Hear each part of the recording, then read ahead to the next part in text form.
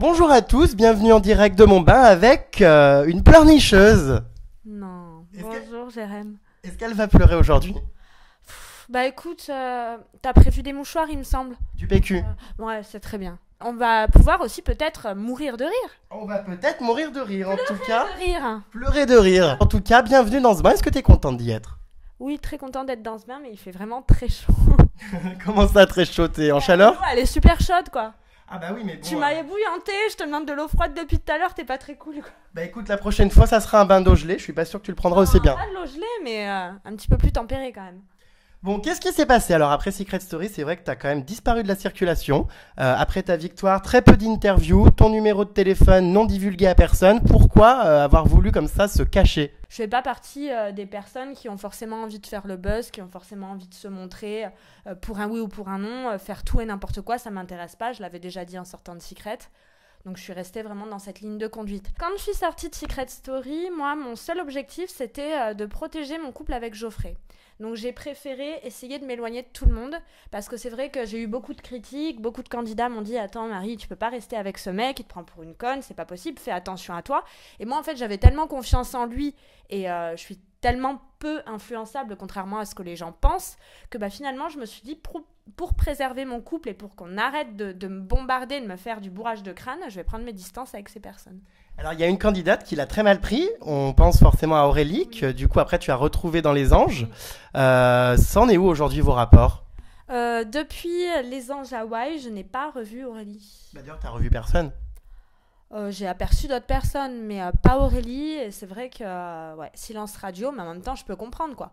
Je pense que j'aurais pu réagir de la même façon qu'elle. C'était mon amie, oui, on peut parler d'amitié, c'était mon amie dans Secret Story. Et du jour au lendemain, je l'ai, entre guillemets, bannie de ma vie, quoi. Et ça se fait pas. On est d'accord, ça se fait pas. Je reconnais absolument mes torts dans cette histoire, quoi. Et j'ai essayé de lui présenter mes excuses, j'ai essayé de discuter avec elle. Maintenant, elle a tellement été présente pour moi dans Secret que forcément, me revoyant à Hawaï avec à nouveau les mêmes problèmes avec Geoffrey, etc., voilà, quoi, elle en a eu marre.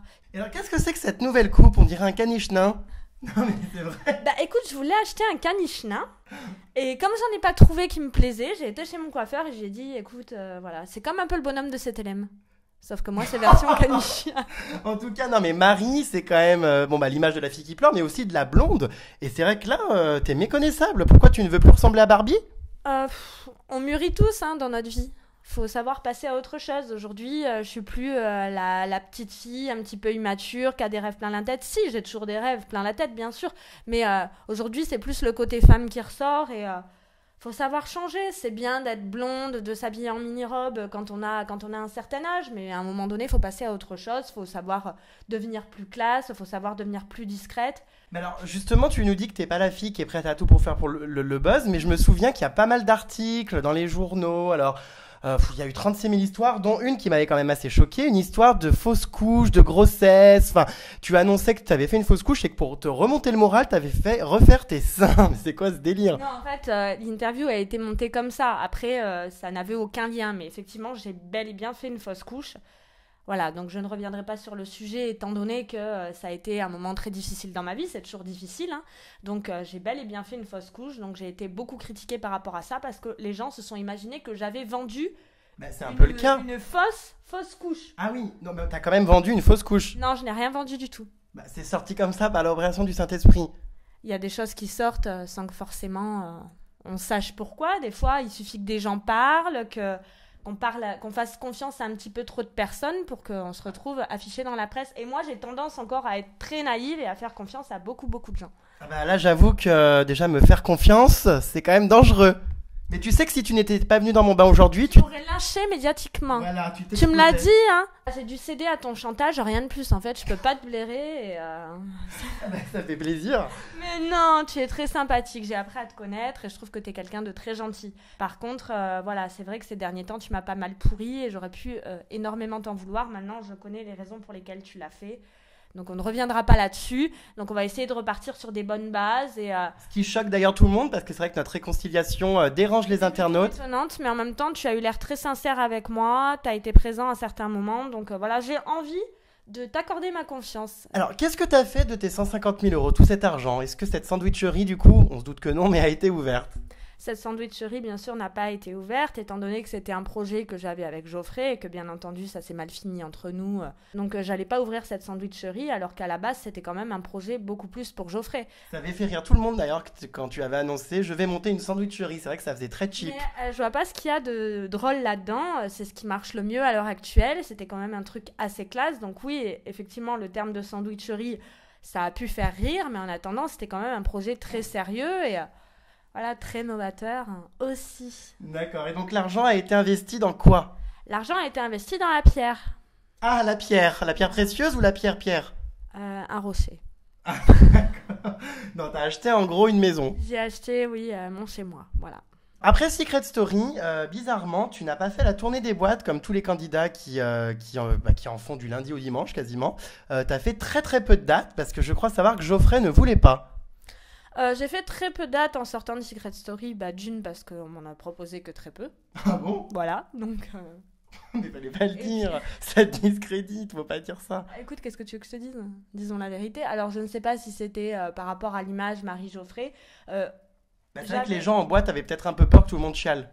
C'est vrai. J'avais entendu dire qu'on aurait bien aimé me voir faire des boîtes seule. Après, j'ai jamais eu la véritable explication. Et c'est vrai que de toutes les manières, ça ne plaisait pas forcément à Geoffrey, quoi. Selon lui, c'était un peu une forme de prostitution. Il n'était pas vraiment pour, en fait. De la prostitution? De la prostitution dans le sens où, en fait, on allait dans les boîtes comme ça pour rester 2 heures, pour prendre des photos à la va-vite. Et on repartait avec une certaine somme d'argent. Et bon... ça lui paraissait étrange. C'est vrai que Geoffrey est quelqu'un qui a toujours travaillé dur. Et peut-être que pour lui, c'était choquant de gagner des fois des sommes un petit peu exorbitantes pour faire si peu, quoi. Donc, je sais pas. Mais ce Geoffrey, c'était vraiment ton mec? Ce Geoffrey était vraiment mon mec, oui. Parce qu'il y a eu tout un tas de rumeurs, comme quoi on l'aurait aperçu dans des boîtes de nuit à Montpellier, en train d'avoir des relations sexuelles avec des hommes. C'est vrai qu'il fait pas très viril, hein. Même moi j'ai l'air camionneur à côté. Non mais c'est vrai, je fais routier quoi. Je ne critiquerai pas Geoffrey, mais effectivement, j'étais bel et bien en couple avec lui. Après, ce qu'il faisait le week-end en boîte, je n'en sais rien, parce qu'on était quand même un couple qui se faisait relativement confiance, donc on faisait nos soirées avec nos amis sans que ça nous pose forcément problème, quoi. Et est-ce que t'as mal vécu son comportement très distant? Parce que c'est vrai que l'image qui était renvoyée, c'était une fille éperdument amoureuse et un mec qui en a rien à foutre. J'ai très mal vécu le comportement de Geoffrey hyper distant avec moi dans Secret Story. En même temps, ça m'a fait aussi comprendre pas mal de choses, quoi. Et aujourd'hui, est-ce que tu regrettes d'avoir autant médiatisé ton couple? Et est-ce que tu penses que d'avoir fait toutes ces télés, ça a été finalement la raison qui fait que vous avez rompu? Je pense que de toutes les manières, avec Geoffrey, nous nous serions séparés et très certainement que la télé-réalité a un petit peu forcé les choses et c'est pas plus mal parce que rester 10 ans avec une personne, construire des choses, avoir des enfants pour en fin de compte se rendre compte que c'est pas la bonne, on a quand même un petit peu les boules. Là au moins j'aurais perdu beaucoup moins de temps et chacun aura pu être heureux par la suite de son côté. C'est vrai que t'as quand même surmédiatisé ton couple, notamment dans Les Anges 4 avec la rupture devant les caméras, enfin c'était quand même un peu trop.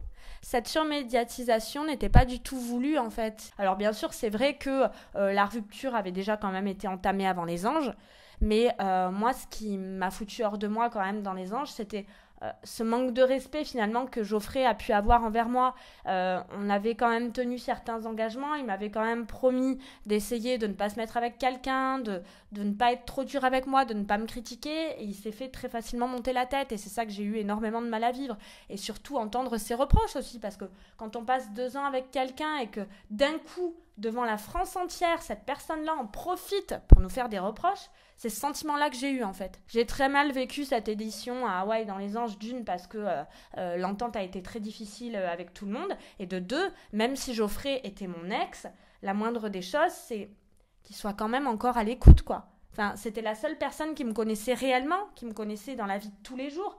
Donc j'aurais attendu qu'il me soutienne. Bizarrement, on avait vu une vidéo à l'époque où tu t'en prenais à la production, où tu regrettais presque d'avoir fait Les Anges. Et cette année, on te revoit dans Les Anges. Pourquoi avoir voulu revenir? Donc je ne reviendrai pas sur cette vidéo. Je me suis expliquée avec les personnes concernées, donc je pense qu'il n'y a pas besoin de s'étaler sur le sujet. Je suis revenue dans Les Anges cette année pour différentes raisons.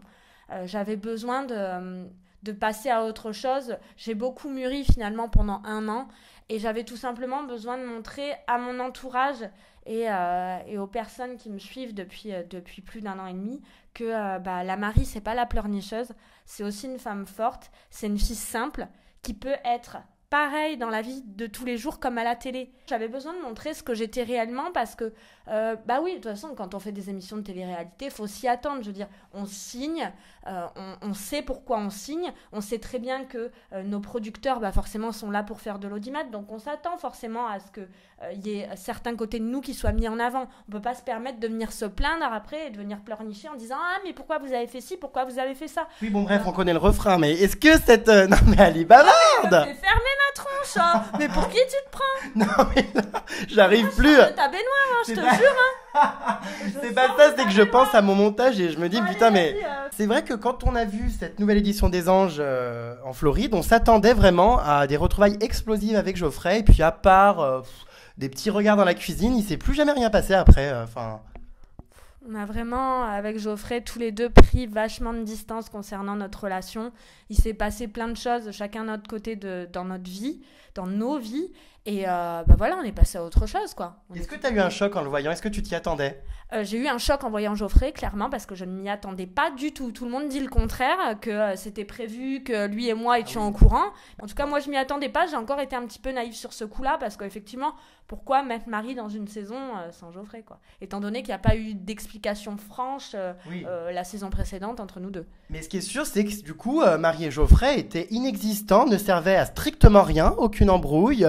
C'est le monde merveilleux de Polly Pocket. C'est ça, on servait à rien. De toute façon, il faut bien le dire. L'émission a été faite pour Nabila et c'est tout à son honneur. D'ailleurs, qu'est-ce que tu penses de cette starification de Nabila? Je pense que la starification de Nabila est quelque chose de très positif pour elle. Maintenant, comme je lui ai dit et comme lui a dit aussi Amélie pendant les Anges, il faut qu'elle fasse très attention parce qu'elle est très haut et en un rien, elle peut retomber si bas et les gens l'attendent au tournant, quoi. La moindre petite erreur, ils la louperont pas, donc il faut qu'elle soit consciente de ça, il faut qu'elle fasse très attention parce que c'est beau, ce qu'elle a réussi aujourd'hui, c'est tout simplement beau et il faut qu'elle continue là-dedans et voilà, il faut qu'elle profite le temps que ça dure tout simplement et je suis très contente pour elle, quoi. Alors si on faisait un bilan aujourd'hui, est-ce que tu pourrais dire que toutes ces téléréalités ont entamé chez toi une certaine forme de destruction psychologique?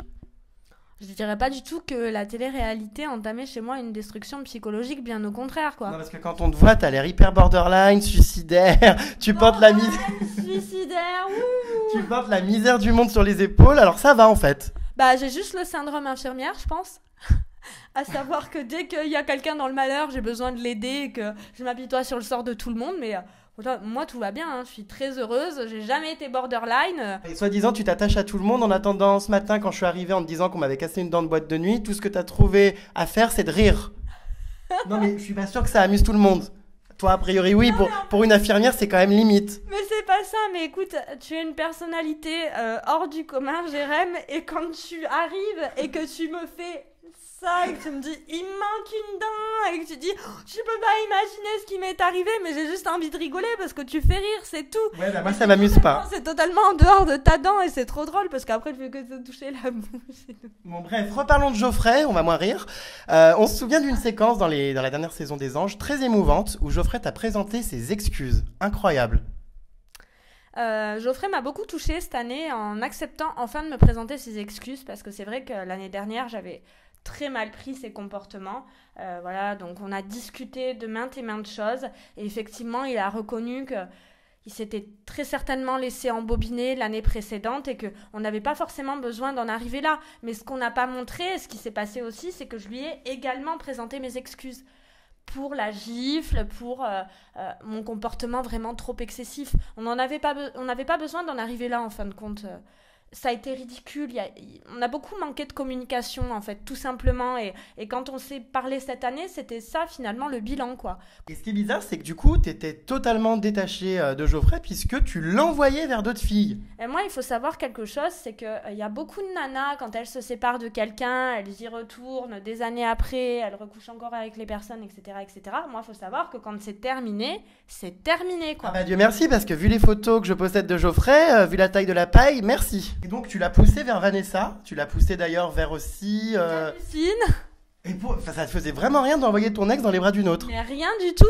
Moi, je voyais ma pauvre Vanessa. Vanessa, c'est une fille tellement attachante, qui est adorable. On a tissé des liens toutes les deux. Ça s'est pas forcément vu à l'écran, mais on était vraiment très, très, très proches. Et quand je la voyais se faire pourrir par Samir, je respecte énormément Samir, à un moment donné, j'ai dit, écoute, Vanessa, Geoffrey a toutes les qualités pour te rendre heureuse. L'année dernière, avec Julia, ça s'est super bien passé. Il l'a traitée comme une princesse. Moi, je te conseille un truc, rapproche-toi de lui, quoi. Si tu veux vivre une bonne aventure, si tu veux être avec quelqu'un qui va te faire rire, qui va s'occuper de toi, tente Geoffrey, quoi. Parce que Geoffrey est drôle. À l'heure actuelle. Geoffrey peut être drôle, ouais.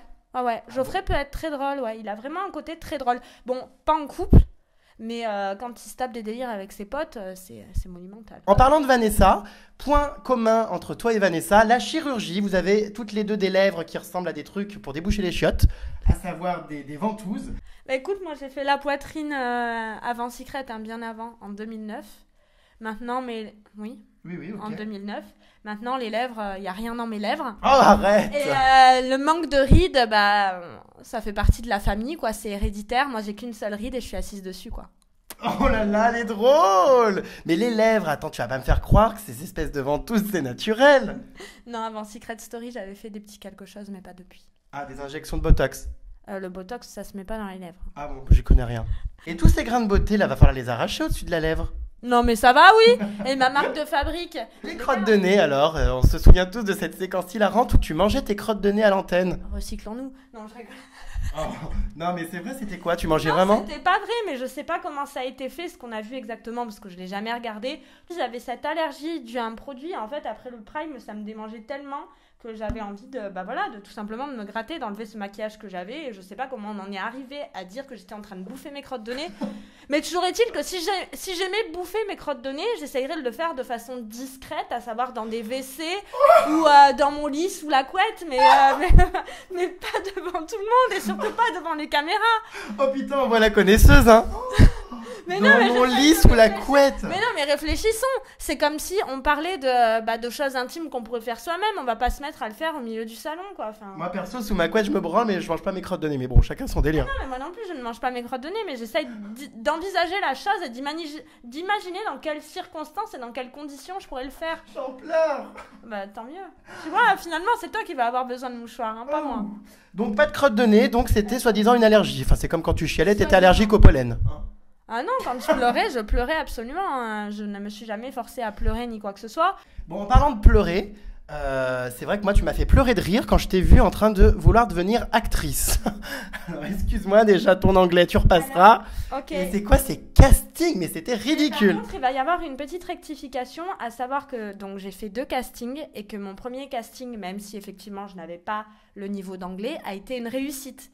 Que le producteur m'a rappelé, m'a dit que vraiment il avait trouvé très très bien ce que j'avais fait, que j'avais un côté dramatique, etc.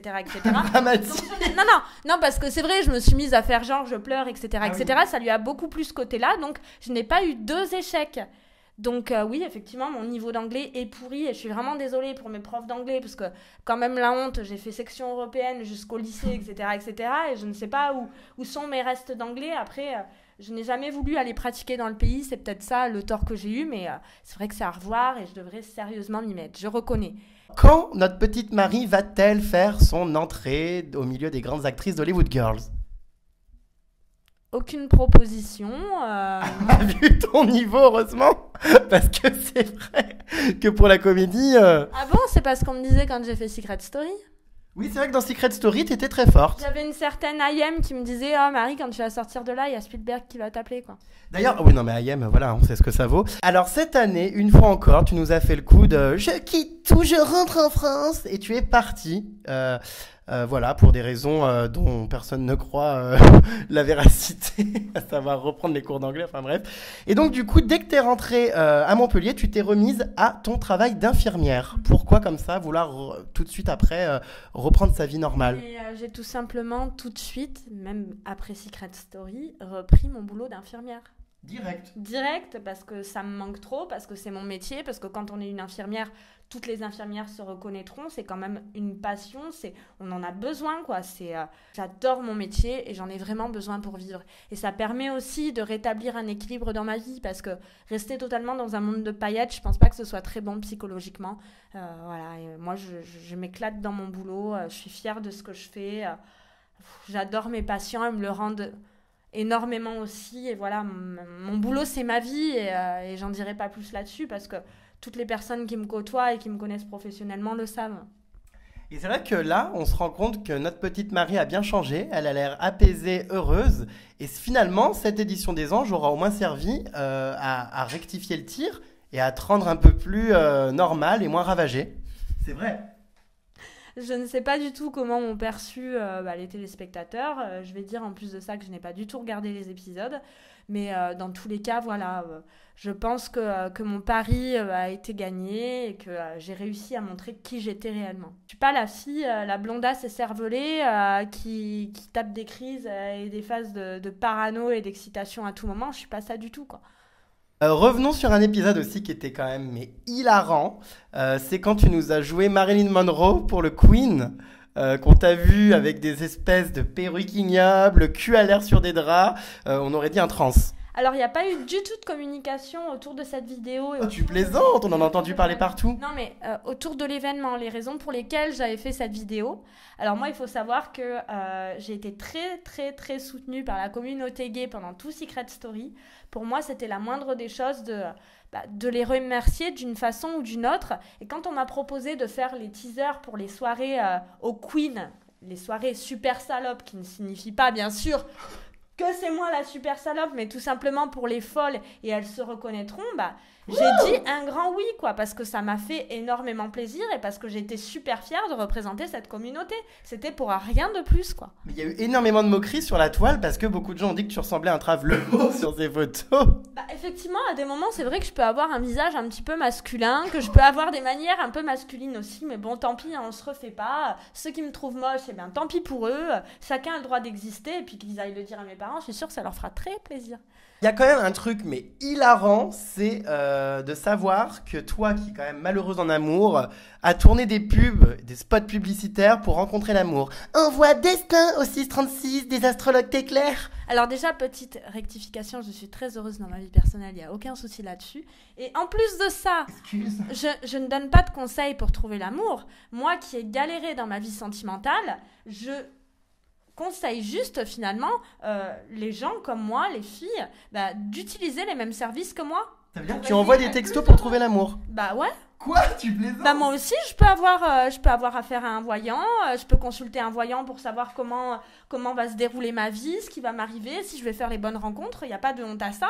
À des moments dans sa vie, on peut être tellement malheureux et tellement mal qu'on peut avoir besoin de conseils. Écoute, tu vois, je me suis toujours demandé quel était le seul con en France qui envoyait des SMS en pensant qu'il allait trouver l'amour.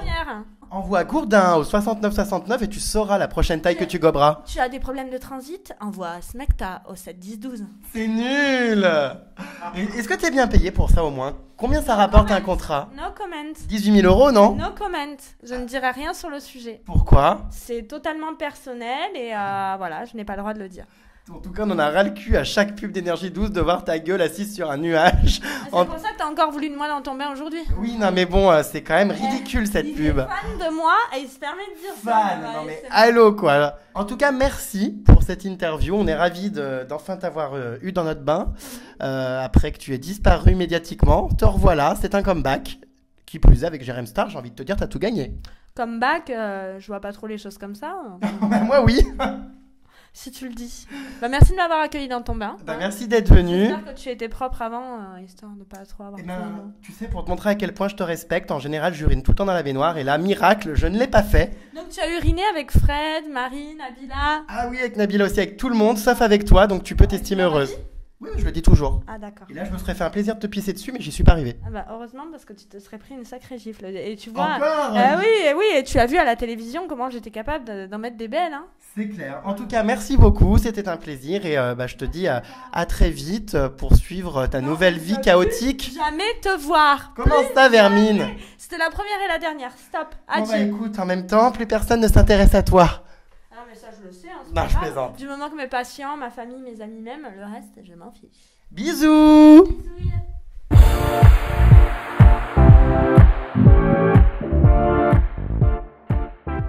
Donc je suis moche, c'est ça? Bah, Non, t'es pas moi, t'es moins bien qu'avant, quoi. Ah, c'est trop chaud, je te jure, Jérém, je suis en chaleur là, j'en peux Ah bah c'est pas nouveau. mais l'huile de froide avec le jet. Vite parce que là j'ai Mais vraiment non, chaud. mais arrête. Je te jure, Jérém, j'ai trop chaud. Et attends, jamais personne nous a fait ce cirque. On a reçu des grandes stars comme Nabila. On n'a jamais eu ce Tu l'as problème. fait, Nabila? Oui, ici. Non, mais j'ai vraiment chaud, je te jure. Attends, je vais pas m'essuyer le visage avec du PQ là. Du lotus, ça vaut une fortune. Oh. Bah, C'est mieux? bah attends, mais. Mes questions, elles sont au fond de l'eau.